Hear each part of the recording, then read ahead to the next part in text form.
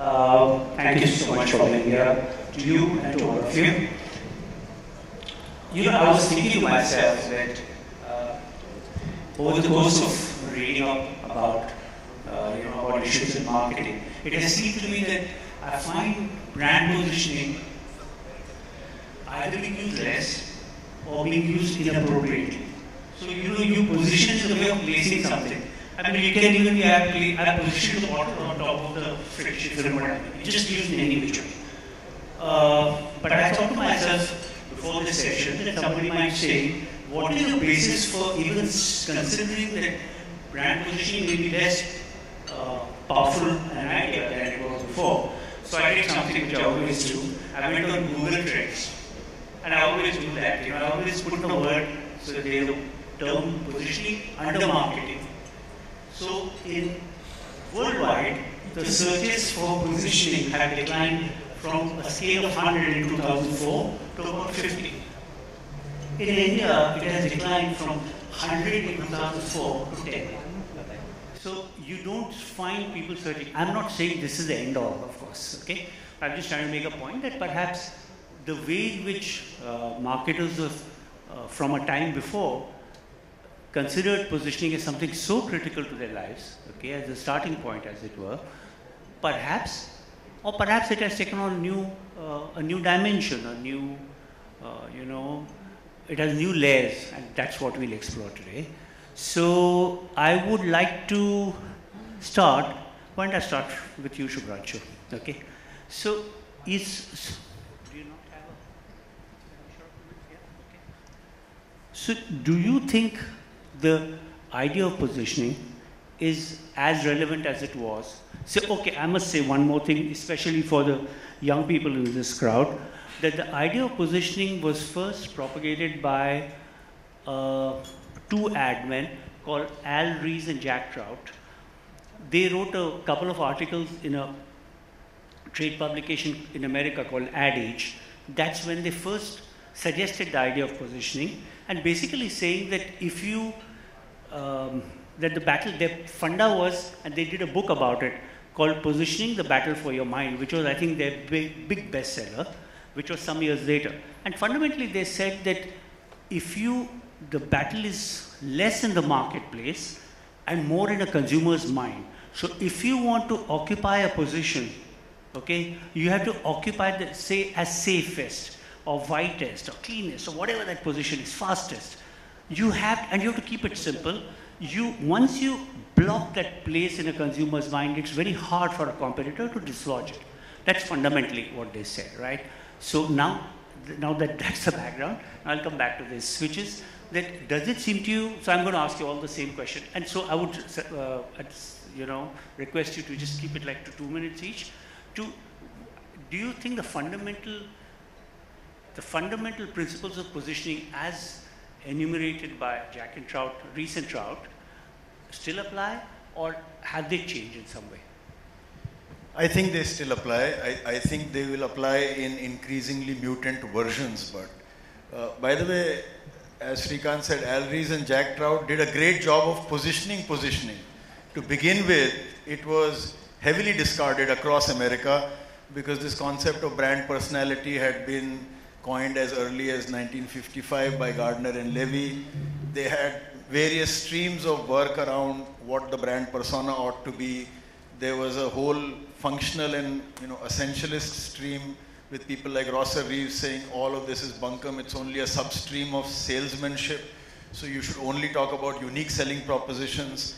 And much before that time, from the 1920s through till the 1960s, as a matter of fact, the origination of what we now call brand positioning, which Al Rees himself has conceded on numerous occasions, was the work done earlier by people like Ed Bernays and Ernest Dichter, etc., which was about the psychological underpinning of what a brand does to you.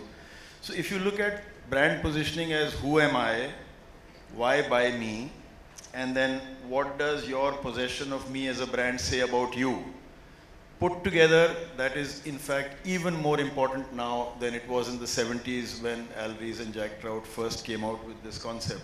The reason I say that is consumer lives are changing, and a lot of what we construct as reality is actually now mediated by algorithms on social media. That is the patent reality for us all.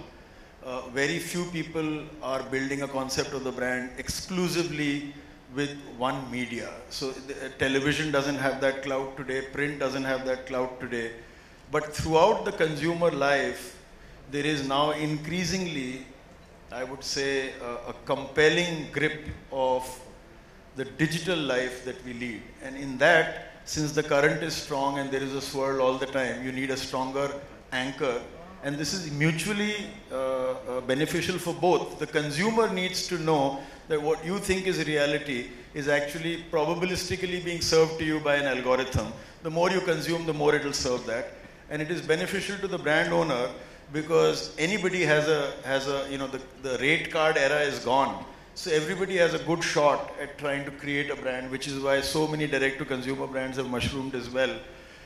Eventually, therefore, those who are well positioned, those who have clarity of positioning will do well. And if you have any doubts, I was at an international airport day before yesterday and I saw Indians when they experience numerous brands of alcoholic beverages are so happy. It is good to see that, you know, they just, but when the time for their flight arrives, they ask for what's on offer and where is Johnny Walker Black Label.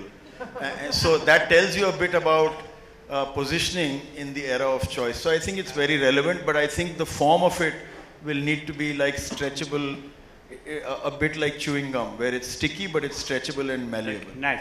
I love that thing you said about as time runs out, what do you do? Yeah. And I think it really forces the decision on you. And there's always Johnny Walker Black Label. Ashima, let me come to you because, you know, you deal with many brands, right?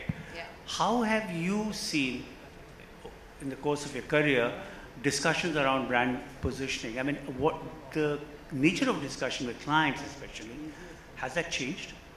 I would say it's becoming important day by day, right? I mean, it's becoming important day by day. Actually, when you guys posted my picture on LinkedIn that I'm going to be talking on this topic, it did a lot of bad PR for me because people went on saying, how can someone even put up that question that brand positioning is obsolete? Yeah. So I had to come here and redeem myself for sure. Jokes apart, right? I think it's very, very important. Today, the consumer is flooded with enormous amount of products, right? And there is price parity. Is the brand positioning and the structure you give the brand is what's very important to be a differentiator rather than a product level, right?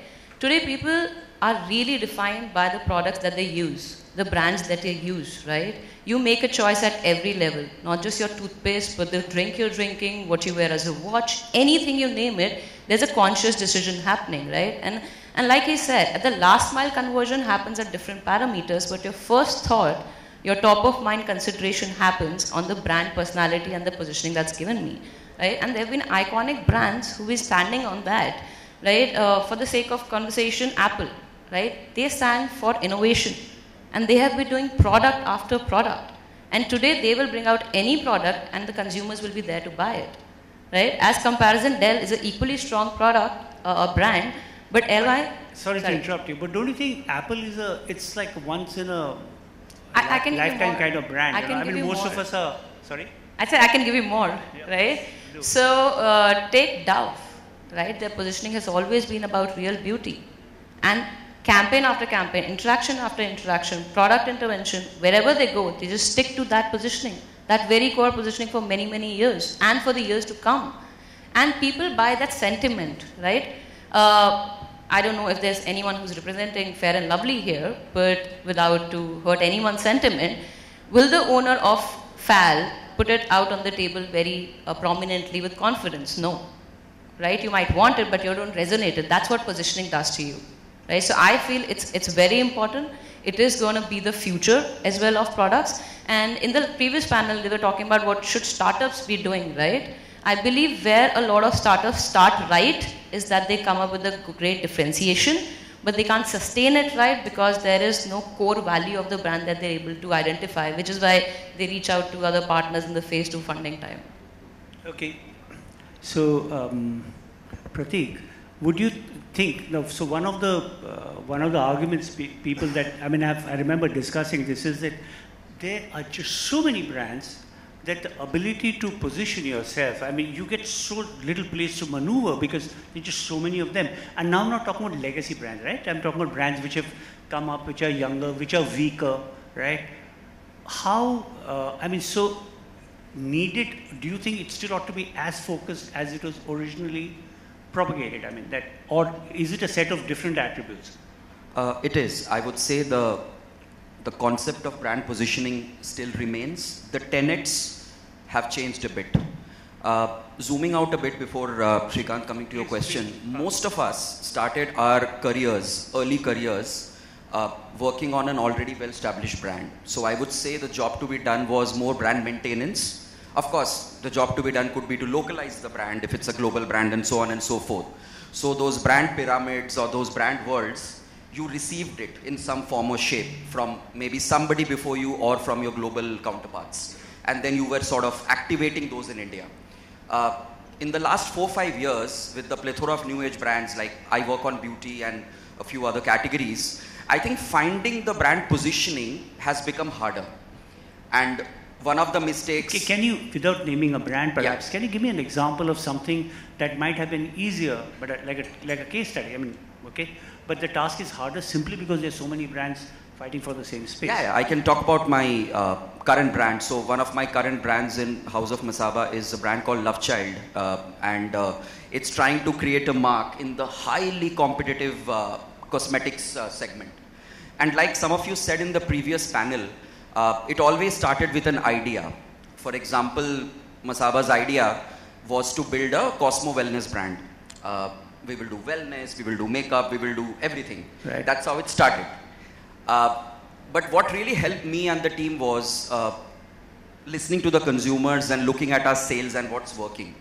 For example, we realized, the eureka I would say was that some portions of our portfolio, especially makeup, is working. Within that, what's working is lipstick for Indian skin tone, for example, because she comes from a certain ethnicity and, you know, a skin type.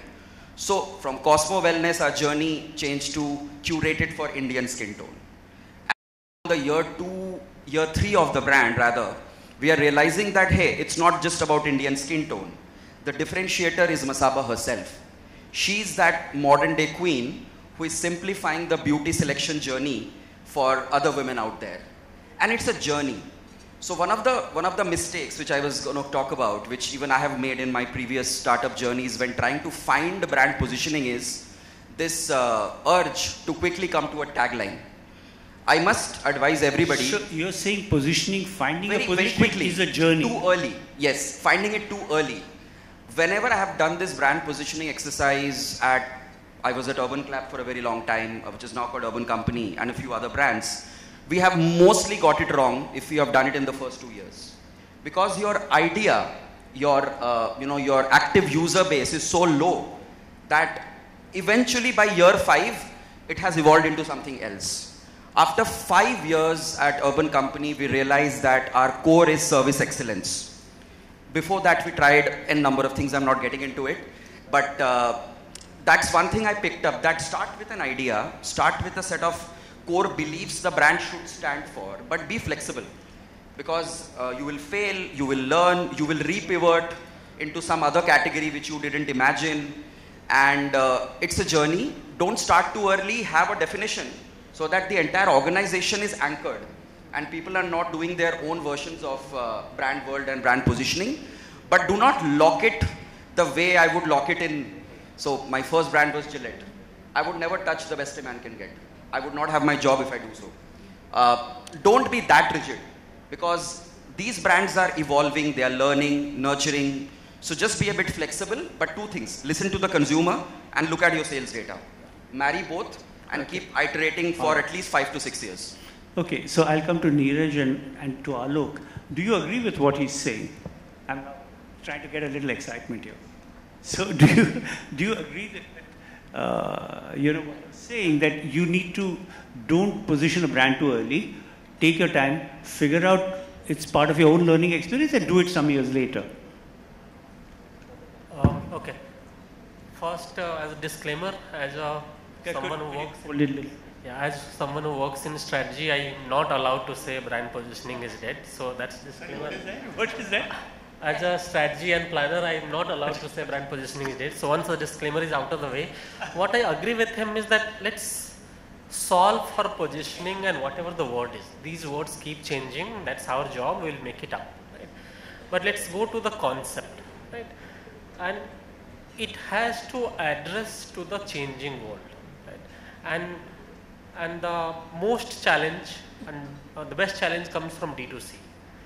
And if you allow for that, what I think the shift has happened in positioning or should happen is from thinking to doing, from boardroom and slides to marketplace, which very much against the definition itself. And that's what he talked about, right? For example, if you launch a product, and as a D2C brand or as a founder, you don't think much about, you are in a hurry to just get it out. M Caffeine you launch with, I had coffee, I will have coffee in my product, and that became your product mantra. Similarly, a lot of other brands. Raw Pressery, for example, it said all good, no bad. It was basically a product descriptor. So if you allow the freedom, if let the positioning as a concept to breathe a little, you will reach there. Finally, it has to apply and make relevant for the consumer. If they are picking up Raw Pressery because I'm getting perfect thing, if I want coffee in my skincare and I'm good with it, so any of the 4 P's, product could be your positioning, price could be your positioning, like OnePlus and Xiaomi, which were called flagship killer. The flagship killer because you are giving the same spec and less of money, which is not the definition of the positioning, so to say. Like we invest years or months to map the market, to have at least 50 slides, and then we show this is the basically the positioning God smiles on you at the altar of marketing, right? And you bow to the positioning God. If we make it little human, if make it little grounded, I think this word and this concept can still survive. And I agree with what he said, that give it a room, and every brand has a different journey. You might start with, if you work in P&G and HUL, you might want to start with it, but you can also found it along the way. Alok, what do you think? I think for the audience and the budding marketeers here, what Pratik said is sheer gold. I think today what's happening is that we are always in a hurry to say, okay, let me crack the positioning, all right? Let me just iron it out for all of us here. You know, there are stages in the life cycle of a brand or a product, right? The first stage is that when the product or the category essentially needs consideration in trials. You need to build a robust product and a service. That product and a service after trials leads to superior experiences. You know, Deepa was here. She was talking about the importance of experiences.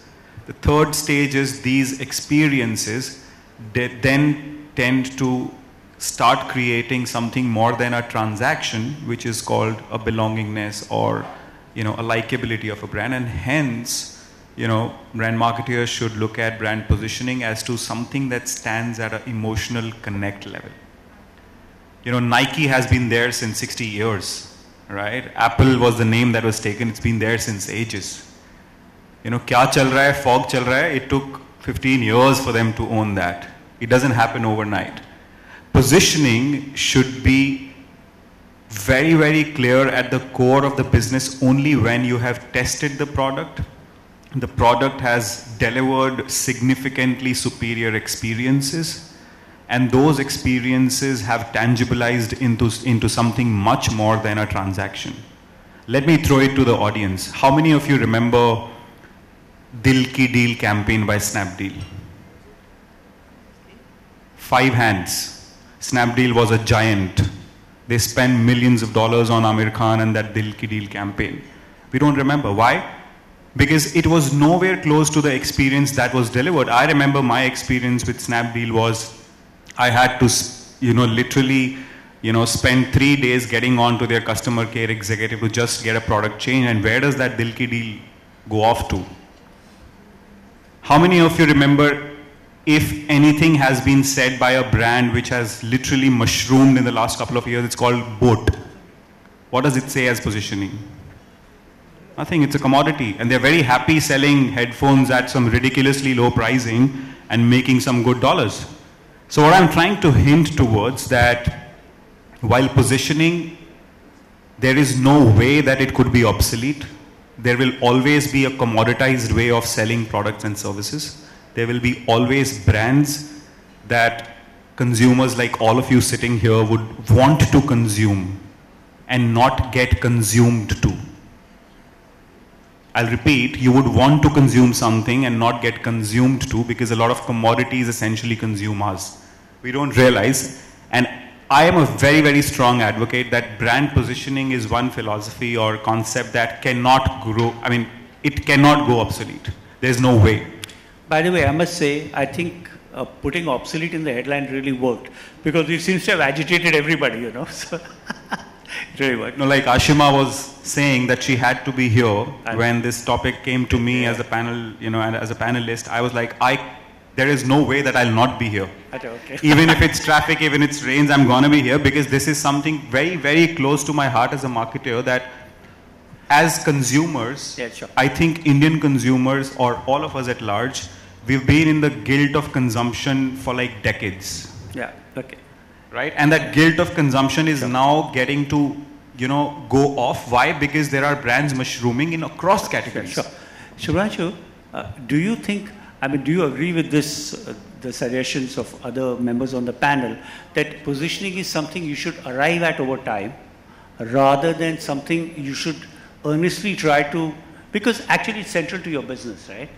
That what do you want to be, what do you want to come across as?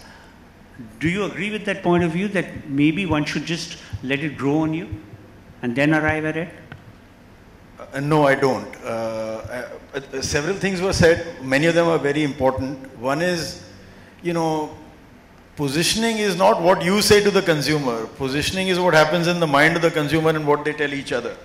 Therefore, if you are delaying this with the expectation that something will crystallize and then we will discover and research will flow back to us and then we can proposition in a better way, it's unlikely that that's going to be the case. A, because as I said, there is much higher level of entropy, just lots of things happening all the time. Secondly, you know, from a brand plan point of view, it's important to plan, but, you know, no plan really lives the reality out in the marketplace, because after the first bullet is fired, all war plans go for a toss. And so therefore, to have an ab initio position is important. Having said that, I agree with what I think Pratik was mentioning, that, you know, there is a received wisdom, brand onion, brand hexagon, brand pyramid, you know, brand key, and so on. And these circles, intersecting circles and triangles, etc., give you a sense of some spatial continuity, that yehi hai mera brand, but that's not how the consumer looks at it. Consumers respond in terms of feelings. And so I agree that boardroom to marketplace is a torturous journey. But when you put a brand positioning plan on the table and you start dissecting it in parts, you lose the overall organic unity of the brand. And therefore it's important to track attributes and say, okay, maybe we'll be discovered for service excellence, maybe we'll be the right, you know, trust in advisory, and try and shape your brand accordingly.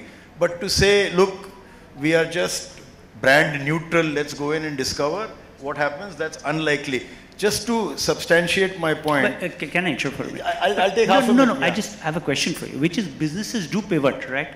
So it's pretty accepted when startups happen, they change what they originally, their purpose changes. Of course. And sometimes in very fundamental ways.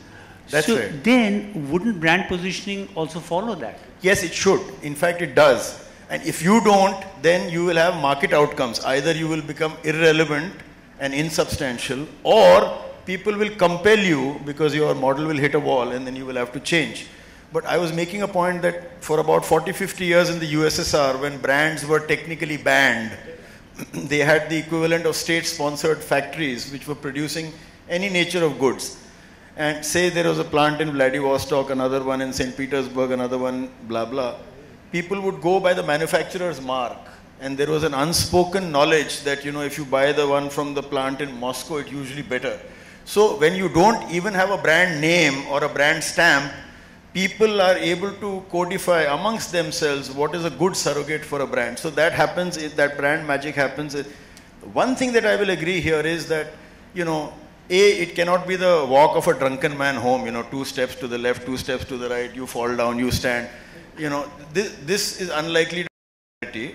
So if you are drunk, you stay in one place till you're sober and then you start walking, because so there I agree. You can't say, oops, you know, my positioning is this and now suddenly it doesn't work. So I have this repositioning and renovation is basically something that the ecosystem has generated. Consumers don't ask for a repositioning. No consumer says, you know, I want to give you a second chance. And this whole thing about purpose and engagement is overdone.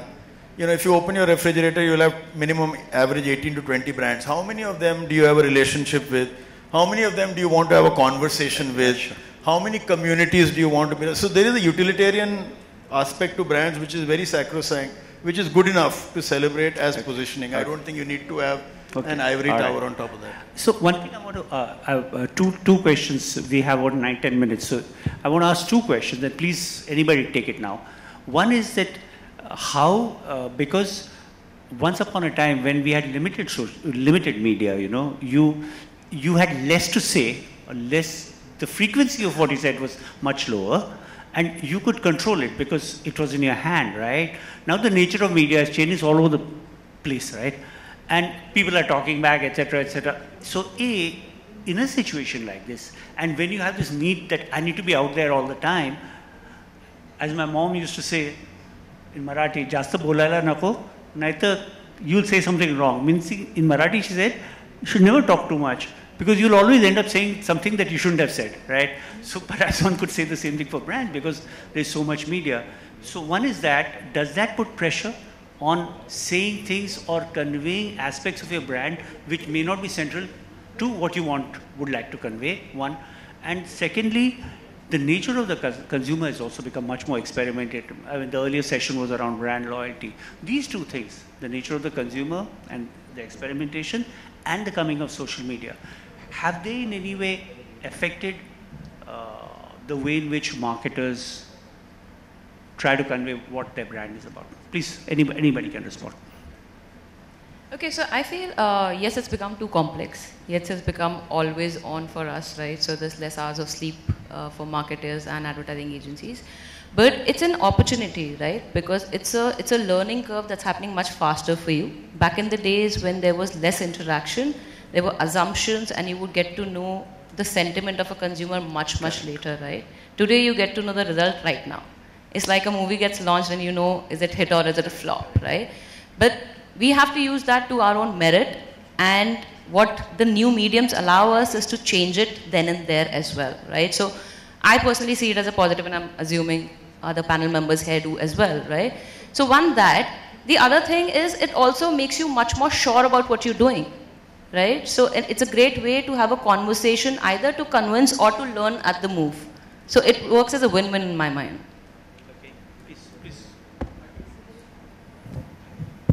I think it's a competitive edge and it's a conscious choice. Social media, I mean, as we call it, it's more of hearts and less of science. It's essentially the conversations that people are having behind your back as a brand. So there are brands that have literally juiced out the space to maximum. I mean, Zomato, we all love it. Durex has really owned the space and really created a big brand in the social space. And there are many more. Having said that, there are brands that do not have the right to tell the story, but still latch on to some random, trends, which is actually fatal, which is actually dangerous. So it's a very conscious choice. But having said this, it's a huge opportunity. We could be, behaving like cats and close our eyes. I mean, just sitting there, but it doesn't work like that. So we will have to be agile. We will have to be, as brand marketers, ensure that we are on the top of our games, but in the rightful manner. In social, if we have the right to tell the story on a particular concept or a particular trend, we must embrace it and ensure that it's consistent. One thing that lacks today is consistency. If the brands are doing it consistently over a period of time, again and again and again, I'm sure it creates that muscle memory and those contours. But I think one of the things that happens in social media also is, that when you made that one TV commercial, one print ad, the level of people at which, the seniority at which people were involved on both sides in the framing of that or putting that across was very high. They were people with experience. They knew what they're talking about. When it comes to social media, now it's all over the place. You're talking, as I said, give my mother's example, you're talking all the time. and you're saying things perhaps you ought not to be saying, or it is not central to what you want to do. It is just chatter. Hey, how are you? It's that type of stuff. Do brands do that? Do they get lost? I think, Shrikant, the job of a brand custodian has become way more tougher in this, especially in the D2C first or online first brands. It's always a seesaw battle on how much can you control. Of course, the panelists mentioned the right reason of consistency and then building frequency to drive recall, but it has become tougher. I mean, on a lighter note, my team has been under severe stress since this self-declaration thing happened, because we have, I'm not joking, we have 150 plus videos running at any point of time on our meta ad manager, a mix of influencer content, product content and brand content.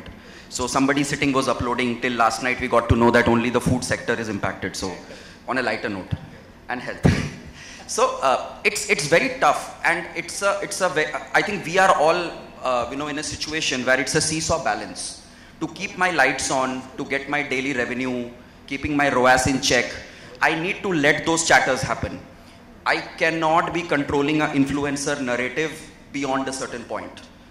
She won't agree to it, it will lose authenticity. I can only give her my end slate, for example.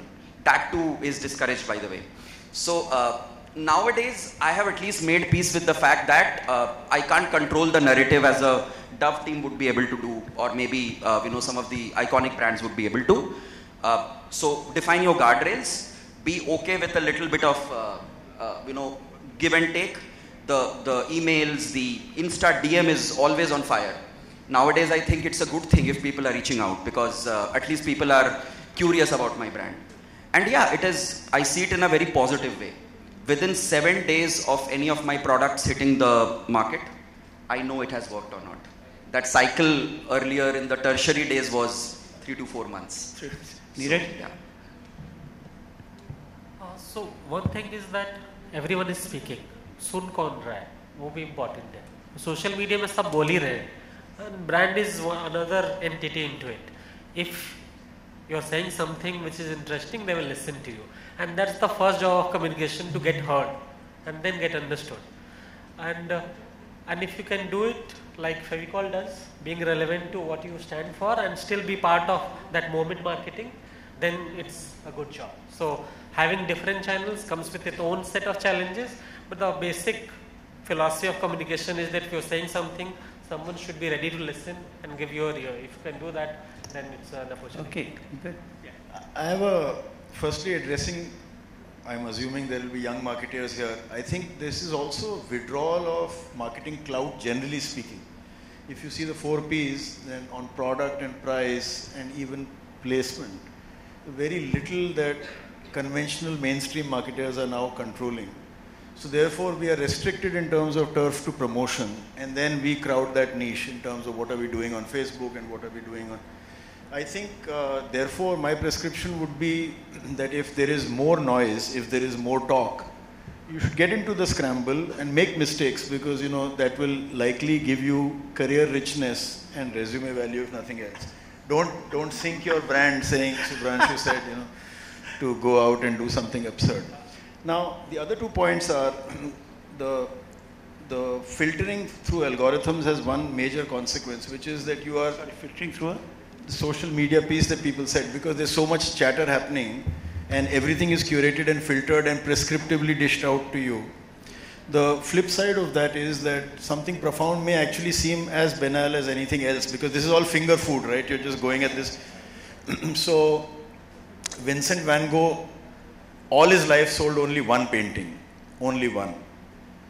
But, 50 years after his life, after he died, people were looking for his paintings everywhere. Melville's Moby Dick sold less than 500 copies throughout his life. It was only in future editions that it got. So something which is profound today may seem completely useless or out of context, and it may become, or Sholay for that matter, for those of you who know. So it's not necessary that, your social media campaign has a life of 5 days or 600 hours or whatever. You can let things live for a longer period of time and continue to push them. Lastly, the mutations that we will need is a bit like, say, James Bond, right? James Bond from 1962 till today, in 62 years, 8 people have played James Bond. 27, 28 movies have come out. But the essence of James Bond, that he's, dashing, full of panache, that, he takes mortal risks, and that he's a hero, that has remained unchanged. If you go and see Dr. No today, it will seem very, very sort of black and white era, right? But it's very much the same Bond. Sure. And that's the hallmark of good positioning. If you see an ad of 20 years ago and it still works for you, and to your point, Piyush's great work on Fevicol, then it's very well positioned because it works even today. It's another matter that to keep our home fires burning, we have to keep doing new work. Yeah. But if you've done something which is alive forever, then that's a hallmark of great position. Okay. Great. I think we've run out of time. Is there anything anybody would like to say? A last shot to say why the idea of brand positioning is not obsolete. I just want to ask you, are you convinced now? Yeah. Because we all happen to be convinced already. Thank you so much. Thank you. But yeah, I think we all do agree to it. The ranges might vary, right? It's not one size fits all, right? So every brand, every category has a different need stage, right? I mean, I personally work with a lot of startup brands. I personally feel working closely with the marketing team and coining out what should you stand for, and like he said so rightly, right? It's not, positioning is not what you tell the consumer, positioning what consumer deciphers of you, right? Those guardrails are very important and they must be, otherwise you can't be experimenting out, right? Everyone is running a job, running a brand, and brands are much stronger than products, right? You might falter on product and correct it, but you can't falter with brands, right? It's much longer there to stay. So yeah, not obsolete. I'm going to ask one question. Are you convinced now that brand positioning is not obsolete? If you're convinced, please raise your hands. If you're not convinced, we'll keep on talking and you will not get lunch. So, are you convinced? Please raise your hands that brand positioning still works. Should we give them lunch? I think, yeah. Okay, fine, guys. Thank you so much. Thank you all of you. It was wonderful.